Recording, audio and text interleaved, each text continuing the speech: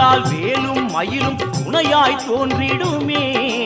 வாவா முருகா என்றால் தெய்வம் ஓடோடி வந்திடுமே, குலம் வாழ செய்திடுமே.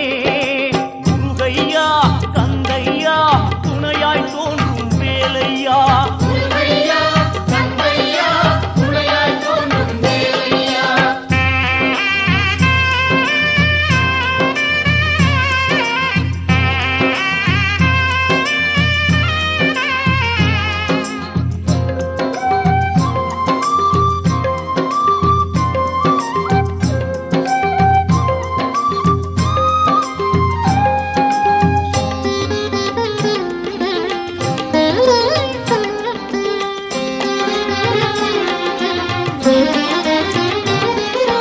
பழனி மலை மேல் சன்னதியே நாளும் கூட்டம் பெருகிடுதே.